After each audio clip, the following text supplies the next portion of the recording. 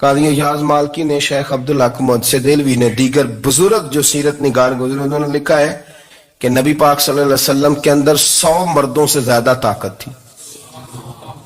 100 مردوں سے زیادہ طاقت. اب جو بات کہنے لگا ہوں، جو نتیجہ دینے لگا ہوں، اس پر خاص توجہ آپ فرمائیں گے. ذرا فکری طور پر، نظریاتی طور پر ایک چیز کو سمجھیے. ہم سمجھتے ہیں کہ جوان لڑکا ہے جی، جو مرضی کرے، عمر ہے جی. آپ ذرا بات پر غور کیجئے گا کہ حضور صلی اللہ علیہ وسلم میں طاقت 100 مردوں سے زیادہ ہے، اور حیا کواری لڑکیوں سے بھی زیادہ ہے. ذرا اس بات کا تقابلی جائزہ کیجئے گا کہ طاقت 100 مرد سے زیادہ ہے، لیکن حیا کواری لڑکی سے بھی زیادہ ہے. اس کا معنی یہ ہوا کہ جس ٹہنی کو پھل زیادہ لگ جاتے ہیں وہ جھکا کرتی ہے. تو حیا تو حسن ہے. حیا تو آپ کو پاک صاف کرے گا، حیا تو آپ کو نرالا کرے گا، انوکھا کرے گا. وہ ہمارے ایک دانشور ہیں، تو انہوں نے مضمون لکھا، کئی باتیں بڑی پسند آتی ہیں. وہ کہتے ہیں کہ میری اہلیہ، ان کو بھی کسی نے مس گائیڈ کر دیا تھا، حالانکہ اچھی خاتون ہے، کسی نے مس گائیڈ کر دیا. تو وہ بھی سماجی اور ویلفیئر، اور یہ خواتین کو شوق ہوتا نا بننے کا، تو وہ بھی سماج کے اندر اچھا مقام تلاش کرنے کے موڈ میں آ گئی. تو کہیں ایک دن جانا تھا، تو بڑی بن سور کے میرے ساتھ وہ گاڑی میں بیٹھ گئی. تو میں گاڑی میں، عورتوں کو یہ بھی مسئلہ ہوتا ہے نا کہ ہماری تعریف کرو، تو کئی دفعہ بعد مردوں بیچاروں کو جھوٹ بولنا پڑتا ہے، تو زبردستی کراتی ہیں نا جی. تو اس میں گنجائش بھی دی ہے شریعت نے گنجائش دی ہے کہ کبھی بیوی کو راضی کرنے کے لیے خلاف واقعہ بات کرنی پڑے تو کر لینی چاہیے. تو وہ کراتی بھی ہیں. 3 موقع پر خلاف واقعہ بات کرنے کی اجازت ہے. واقعے کے خلاف بھی آپ بات کر سکتے ہیں. جنگ کے موقع پر 2 لوگوں کو صلح کرانے کے لیے اور بیوی کو راضی کرنے کے لیے کر لیں کوئی ایسی بات، بے شک اپنی طبیعت پہ جبر کر کے کر لیں، گنجائش ہے، اجازت ہے. تو وہ کہتے ہیں جب وہ گاڑی میں میرے ساتھ بیٹھی بن سور کے، تو وہ تقاضا کرنے لگی کہ میں نے بڑے اچھے کپڑے پہنے ہیں پر آپ نے توجہ نہیں کرائی. تو سیانا بندہ تھا، وہ چاہ رہا تھا کہ میری خاتون سمجھ جائے.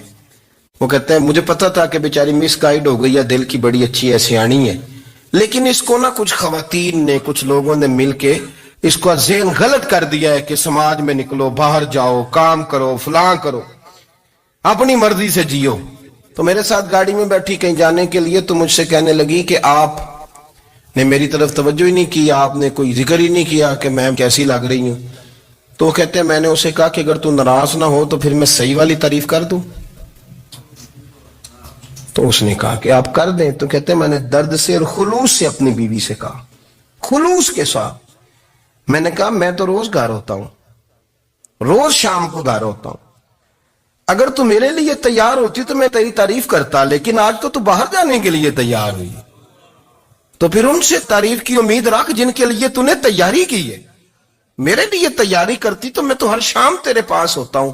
کہتے ہو میرے لفظوں میں درد تھا تو وہ بھی رو پڑی اور کہنے لگی آپ گاڑی روک دیں، مجھے باہر جا کے کسی کو راضی نہیں کرنا، میں نے اسے راضی کرنا ہے جس کو رب کریم نے میرا شوہر بنایا ہے اور میرے لیے منتخب کیا ہے میرے ماں باپ کو. میں واپس لوٹتی ہوں. یہ ایک پہلو ہے سلگتا ہوا، اس کو سمجھا جائے. رسول کریم صلی اللہ علیہ وسلم عرب کی کواری لڑکیوں سے زیادہ حیا والے تھے. کواری لڑکیوں سے زیادہ حضور حیا فرمایا کرتے تھے. جب خانہ کعبہ کی مکہ شریف میں تعمیر ہو رہی تھی نا، اہل عرب اس کو تعمیر کر رہے تھے، تو نبی پاک صلی اللہ علیہ وسلم اپنے چچا حضرت عباس کے ساتھ خانہ کعبہ کی تعریف میں مصروف تھے.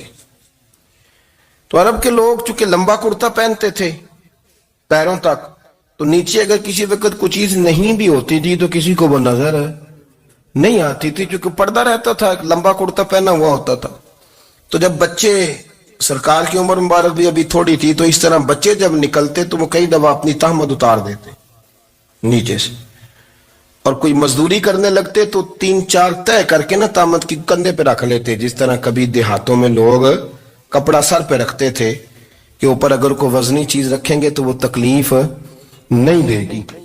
نبی پاک صلی اللہ علیہ وسلم بھی سب لوگوں کے ساتھ خانہ کعبہ کی تعمیر میں شامل تھے. تو حضرت عباس رضی اللہ تعالیٰ انہوں نے کہا حضور سے، ابھی اللہ نے نبوت بھی نہیں فرمایا تھا، بھتیجے آپ بھی تامد اتاریے. یہ صحیح مسلم میں حدیث موجود ہے. اور اس کو کندھے پہ رکھ لیجیے، آپ اینٹیں اٹھا اٹھا کے لا رہے ہیں تو ذرا آپ کو تکلیف نہیں ہوگی. تو سرکار دو عالم صلی اللہ علیہ وسلم سے یہ بات کہی اور پھر جلدی سے حضور کی تہمت کو نکال کے نا، حالانکہ لمبا کرتا پہنا ہوا ہے، تو وہ جیسے ہی ان کے کندھے پہ رکھا اینٹیں رکھنے کے لیے تو سرکار تو زمین پہ گر گئے، بے ہوش ہو گئے، آنکھیں آسمان کی طرف. اور پھر حضور پکار رہے ہیں آزاری آزاری آزاری، میرا تامت دے دو، میرا تامت دے دو. کبھی کوئی شخص اس وجہ سے بھی بے ہوش ہوا ہے کہ میرے وجود سے کپڑا اتر گیا ہے؟ حالانکہ سرکار پر وہ بے ہوشی بھی نبی پاک کا وہ جو غلبہ ہے نا شرم و حیا کا، اس کی وجہ سے ہو. ورنہ تو حضور فرماتے ہیں کہ میری آنکھیں سو جاتی ہیں، دل تو میرا اس عالم میں بھی جاگتا رہتا ہے. تو سرکار زمین پہ تشریف لے آئے، آنکھیں میرا تامت دے دو، میرا تامت دے دو. تو جلدی سے انہوں نے تامت دیا تو حضور نے باندھ لیا. پھر طبیعت مبارک میں تسلی ہوئی. یعنی ہم اس رسول کے غلام ہیں کہ جن کے تو وجود سے کپڑا اتر جائے تو حضور برداشت نہیں کرتے، قبول نہیں فرماتے، تکلیف شروع ہو جاتی. لیکن یہاں نوجوان ہیں اور بڑا قد کاٹ ہے اور بڑے بڑے سمجھدار لوگ ہیں، گرمی آتی ہیں تو شارٹ کپڑے پہن کے گھومتے ہیں. ان کو خیال نہیں کہ یہ وہ والا لباس ہے جو باہر تو کیا گھر میں اماں کے سامنے نہیں پہننا چاہیے، بہنوں اور بیٹیوں کے سامنے نہیں پہننا چاہیے. آپ کی گفتگو میں شرم و حیا ہو، آپ کے لب و لہجے کے اندر حسن ہو. آپ کو پتہ ہے نبی پاک صلی اللہ علیہ وسلم نے فرمایا میری امت میں سب سے زیادہ حیا کرنے والے عثمان غنی ہیں. عثمان غنی سب سے زیادہ حیا کرنے والے. آپ فرمایا کرتے تھے جب سے حضور کا چہرہ دیکھا ہے میں نے کبھی اپنی شرمگاہ بھی نہیں دیکھی، میں نے آنکھوں کا وضو نہیں توڑا، اور جب سے حضور کے دست مبارک میں میں نے بیعت کے لیے سیدھا ہاتھ بڑھایا تو پھر سیدھا ہاتھ میں نے کبھی گندگی کو نہیں لگایا. حیات. آپ باتھ روم کے اندر بھی غسل فرماتے تھے تو کپڑوں سمیت کرتے تھے. کسی نے کہا حضرت جی واش روم کے اندر کیوں نہیں کپڑے اتارتے؟ آپ فرمانے لگے باہر بندوں سے حیا کرتا ہوں، اندر جاتا ہوں تو رب سے حیا آنی شروع ہو جائے، وہ تو دیکھ رہا ہے نا. تو میں جو بات آپ کی خدمت میں عرض کرنا چاہتا ہوں اس کو آپ سمجھیے گا میرے عزیز، کہ شرم والا مزاج، گفتگو بھی شرم والی، آنکھیں بھی شرم والی، لباس بھی شرم والا، دوستی یاری بھی شرم والی، بہت ساری ایسی باتیں. دیکھیں نا آپ ذرا، میں نے کہا کہ باتوں کو سن کے گزر نہ جایا کریں، اس کی گہرائی پر غور کریں. حضور علم کا سمندر ہے، سرکار سے زیادہ علم دنیا میں کسی کے پاس موجود نہیں ہے، اور صحابہ کو موقع ملا ہوا ہے اس سمندر سے فیض لینے کا. لیکن ان کی حالت یہ ہے کہ حضرت علی المرتضیٰ فرماتے ہیں 14 دن گزر جاتے، حضور سے کوئی سوال پوچھنا ہوتا تھا پر میں شرم کے بارے نہیں پوچھ پاتا تھا. 14 دن بخاری شریف میں موجود ہے. ایک دن نبی پاک صلی اللہ علیہ وسلم نے پوچھا صحابہ سے کہ وہ کون سا درخت ہے جس کے پتے نہیں گرتے، اور وہ درخت اس طرح ہے جس طرح مومن ہوتا ہے، وہ درخت میرے مومن کی طرح بتاؤ. حضرت عبداللہ ابن عمر فرماتے مجھے پتا تھا کہ وہ کھجور کا درخت ہے، لیکن چونکہ ابو بکر صدیق بھی بیٹھے ہیں، عمر فاروق بھی بیٹھے ہیں، مولا علی بھی بیٹھے ہیں، عثمان غنی بھی بیٹھے ہیں، اتنے جید لوگ بیٹھے ہیں، تو مجھے حیا آتی تھی کہ میں کیوں جواب دوں. کہتے ہیں سرکار نے کئی دفعہ پوچھا، لوگوں نے کئی اور درخت بتائے پر فرمایا تمہارا جواب درست نہیں ہے. آپ حیا کے اس پہلو پر غور کریں کہ سوال کا جواب آتا ہے، سوال کا جواب، یعنی مجھے سوال کا جواب آتا ہو پھر میں دوں نہ، مجھے بدعزمی نہ ہو جائے گی. یہ کیسے ممکن ہے کہ میری رات گزر جائے، مجھے پتا بھی تھا اور میں نے بتایا نہیں.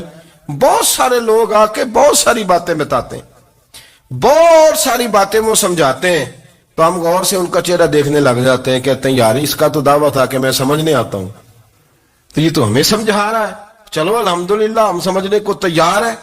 لیکن میرے عزیز پتہ بھی ہے جواب کا، علم بھی ہے، لیکن فرماتے ہیں میری حیا نے مجھے اجازت نہ دی کہ میں جواب دوں.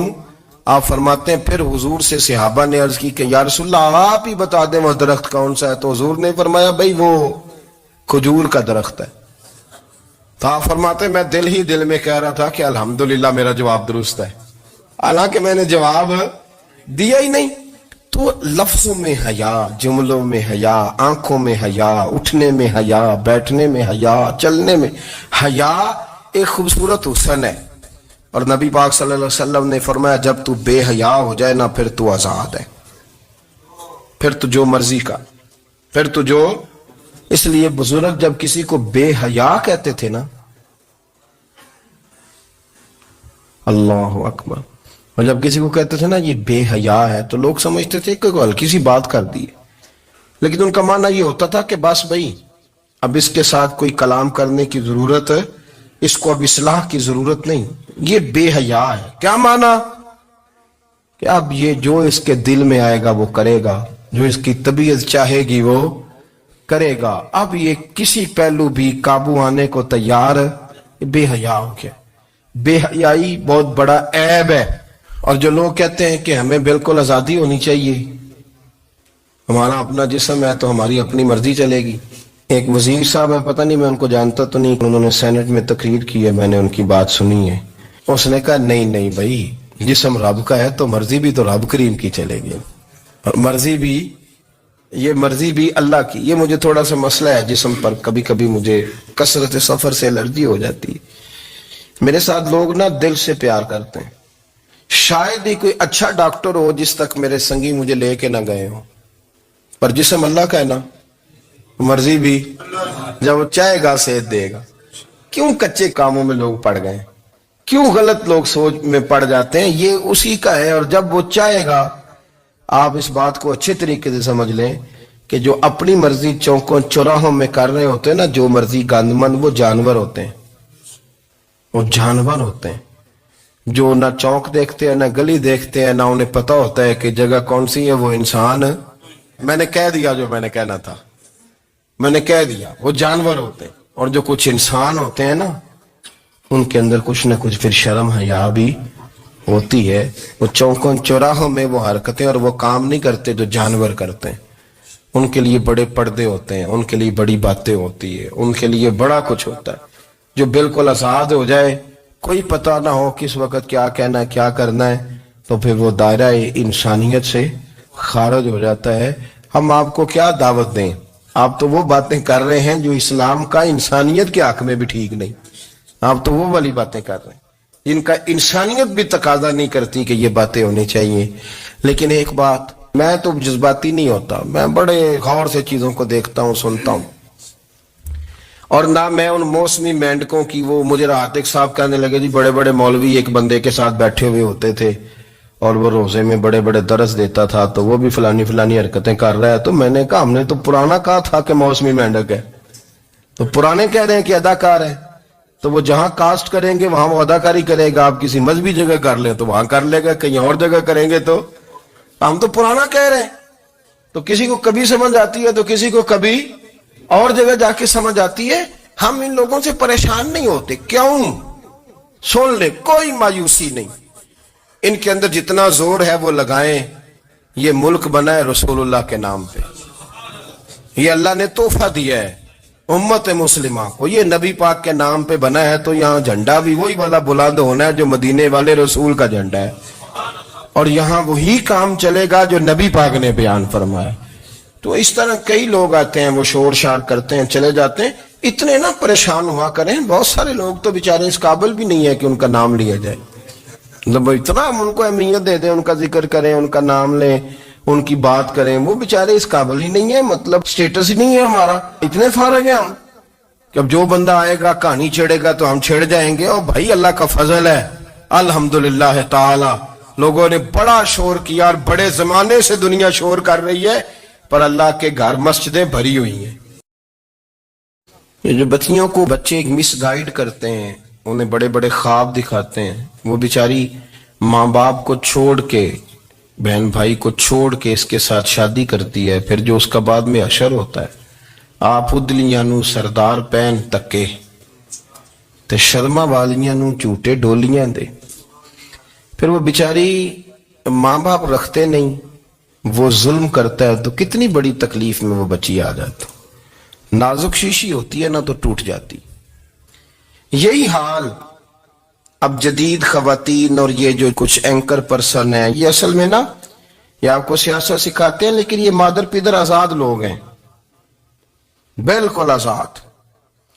یہ تو علماء شور نہ کریں، بات نہ کریں، گفتگو نہ کریں، مشائخ بات نہ کریں، اور یہ جو کچھ سنجیدہ اور دینی طبقہ ہے یہ کچھ شور نہ کرے، یہ تو روڈوں پہ ننگے ہو کے آ جائیں معاذ اللہ۔ خوفناک نظریہ رکھتے ہیں یہ لوگ۔ عورت کو کہتے ہیں تیرے حقوق ہم تجھے لے کے دیں گے، مثلاً وہ کون سا حق ہے جو تم نے لے کے دینا ہے؟ میرے نبی کریم صلی اللہ علیہ وسلم اس کو بیٹی بھی بنایا ہے، اس کو بہن بھی بنایا ہے، اس کو ماں بھی بنایا ہے، اسے بیوی کا عالی شان رتبہ بھی عطا فرمایا ہے۔ اور چونکہ بیٹی کا بھی حق بڑا بیان کیا جاتا ہے، بہن کا بھی، ماں کا بھی، اور بیوی کے معاملے میں لوگ سمجھتے ہیں کہ زیادہ بات نہیں کرنی چاہیے، شاید مسئلہ خراب ہو جائے۔ حالانکہ نبی پاک صلی اللہ تعالی علیہ وسلم نے بیوی کے بارے میں پتہ کیا فرمایا؟ فرمایا جب تم نکاح کر لیتے ہو تو اپنا ایمان محفوظ کر لیتے ہو۔ اب میں اس کی شرح نہیں کرتا، اب خود کر لیجئے گا کہ وہ ایک ایسی شخصیت ہوتی ہے کہ جس کی موجودگی میں آپ کا ایمان محفوظ ہے۔ اب میں نہیں سمجھتا کہ اس سے بڑی بات کوئی اور ہو سکتی ہے، جس کی موجودگی میں آپ کا ایمان، اور بھئی یہ حدیث پاک عرض کر رہا ہوں، نکاح جب کوئی کر لے تو اس نے اپنا ایمان مکمل کر لیا۔ اس کا معنی یہ ہوا کہ آپ کا ایمان محفوظ ہے اس کی موجودگی میں، تو اس سے زیادہ بھی، یعنی ایمان سب سے قیمتی چیز ہے نا، تو اس کے محفوظ ہونے کی وجہ حضور نے نکاح بیان کر دی۔ تو اب میرا خیال ہے بیوی اگر کوئی اس سے بڑا حقوق مانگے گی تو بیوقوفی کرے گی۔ اتنا بڑا درجہ نبی کریم نے اسے عطا کر دیا، اتنا بڑا مقام دے دیا کہ تو خامند کے ایمان کے محفوظ ہونے کا ذریعہ بن گئی ہے۔ عورت کو جو حقوق رسول کریم صلی اللہ تعالی علیہ وسلم نے عطا فرمائے، نبی پاک نے جو حقوق دیے، دیکھیں نا، حضرت عبداللہ ابن عمر رضی اللہ تعالیٰ عنہ کی اہلیہ بیمار تھی، تو جلدی جلدی سے وہ آئے، تو جب بہت جلدی ہو، سفر بڑا شدید تھا، تو آپ نے جلدی سے نماز ادا کی، جلدی سے چلے۔ آپ کے خادم کہنے لگے حضور خیریت ہے؟ فرمایا میری بیوی بیمار ہے۔ تو اس نے عرض کی حضور آپ کی اہلیہ بیمار ہے، تو آپ نے نماز بھی جلدی سے پڑھی، سفر بھی جلدی جلدی کیا۔ تو فرمانے لگے یہ وہ چیزیں ہیں جو ہمیں مدینے والے رسول نے سکھائی۔ آپ اس کیفیات کو سمجھیں کہ حضور صلی اللہ علیہ وسلم نے درس دیا۔ اور پھر ایک اور بہت بڑی بات، یہ فضیلت کسی اور کو نہیں دی، جو عورت کو حضور نے فضیلت دی یہ فضیلت کسی اور کو نہیں دی۔ کبھی حضور نے فرمایا کہ تمہارا ابا تمہارے ساتھ بہت سخت رویہ کرے تو تم نے اس کو اس سختی پر داد دینی ہے؟ فرمایا چلو اگر وہ زیادتی بھی کرے تو تم نے اس کے ساتھ سلوک اچھا ہی کرنا ہے۔ لیکن آپ ایک بات کو سمجھے نا کہ بچے کے بارے میں، بیٹے کے بارے میں، بیٹی کے بارے میں فرمایا 10 سال کے ہو کے نماز نہ پڑھے تو سختی کرو، تمہارا ڈنڈا بھی لٹکنا چاہیے۔ بہت ساری جگہوں پہ بہت سارے لوگوں کے لیے سختی کا حکم دیا، لیکن عورت کے لیے حضور نے جو جملے کہے، اصل میں ہم سمجھتے ہیں کہ یہ ایک بات ہے، مشہور ہو گئی ہے روایت حدیث، تو بس اس کے پس منظر پر اور جملوں کے حسن پر شاید معاذ اللہ غور کرنے کی ضرورت نہیں۔ ذرا اس لفظ کی تاثیر پر غور کریں۔ حضور نے فرمایا عورت ٹیڑھی پسلی سے پیدا کی گئی ہے، یہ ٹیڑھی ہے، کو سیدھا کرنے کی کوشش کرو گے تو ٹوٹ جائے گی۔ تو حضور پھر ہمارے لیے حکم کیا ہے؟ فرمایا جیسی ہے تم اسی کے ساتھ نبھا کرو۔ آپ سمجھیں کہ اتنا محفوظ حضور نے درجہ دے دیا بی بی کو، اتنا محفوظ کہ فرمایا غلطی بھی ہو تو میرے غلاموں تم اس کے ساتھ نبھا کرو، گزارا کر لو۔ کو کیا اور حق چاہیے عورت کو، جس کو اس کی غلطیوں سمیت نبی پاک نے قبول کرنے کا حکم دے دی کہ اس کی کمزوریوں سمیت قبول کر لو۔ اب اس کو اور کیا کوئی کمزوریوں سمیت قبول کرتا ہے؟ کبھی آپ دکان پہ بیٹھے ہو تو آپ کہیں بھی اس میں یہ بھی غلطی، میرے مال میں یہ بھی کمزوری ہے، یہ بھی کمزوری ہے، یہ بھی کمزوری ہے، تو کر لے قبول۔ کرتا ہے کوئی شخص ایسا ہو جو کسی چیز کی کمزوریاں بیان کر کے کہ اسے قبول کرو؟ پر رسول کریم صلی اللہ تعالی علیہ وسلم نے نا ہمیں سبق دیا، حضور نے ہمیں درس دیا، نبی پاک نے ہمیں پیغام دیا۔ فرمایا یہ ٹیڑھی ہے، سیدھی کرنے کی کوشش کرو گے تو بیچاری ٹوٹ جائے گی، تو اس کے ساتھ نبھا کر جاؤ۔ آپ میری بات کو سمجھیے گا۔ چلے میں اس پر ایک اور بخاری مسلم کی حدیث پڑھتا ہوں۔ حضرت سلمان فارسی رضی اللہ تعالیٰ عنہ اور حضرت ابو دردہ کے درمیان بھائی چارہ تھا۔ مکے سے مدینے جب لوگ آئے تو حضور نے بھائی بھائی بنایا تھا، ان کے درمیان بھائی چارہ تھا، تو ابھی پردے کی آیات نازل نہیں ہوئی تھی تو لوگ ایک دوسرے کی طرف جاتے تھے۔ حضرت سلمان فارسی رضی اللہ تعالیٰ عنہ حضرت ابو دردہ رضی اللہ تعالیٰ عنہ کے گھر میں تشریف لے گئے تو دیکھا کہ ان کی بیوی بڑی غمگین بیٹھی ہیں۔ تو ہم نے فرمایا بہن کیا ہوا؟ تو کہنے لگی تمہارے بھائی کو دلچسپی کوئی نہیں رہی، ہر روز روزہ رکھ لیتا ہے اور ساری ساری رات نفل پڑھتا ہے۔ حضرت سلمان فارسی کہنے لگے ٹھیک ہے کر لیتے ہیں بندوبست۔ نماز دین ہے کہ نہیں؟ دین ہے نا یہ چیزیں۔ لیکن حضرت سلمان فارسی جناب ابو دردہ سے کہنے لگے آج میں نے تیرے گھر میں رہنا رات کو، کیونکہ وہ تو ساری رات نماز پڑھتے تھے، نفل پڑھتے تھے۔ انہوں نے کہا ٹھیک ہے، ایک بستر لا کے بچھا دیا حضرت سلمان فارسی کے لیے۔ سلمان فارسی فرمانے لگے دوسرا بھی لا۔ کہا وہ کیا کرنا ہے؟ فرمانے لگے تو نے بھی سونا ہے، میں نے بھی سونا ہے، تو نے بھی سونا ہے، عشاء پڑھیں گے اور پھر دونوں سوئیں گے۔ کہا میں نے تو نماز پڑھنی ہے۔ فرمایا تہجد کے وقت اٹھ کے پڑھیں گے، اللہ کے رسول بھی رات آخری حصے میں جا کے نماز پڑھتے۔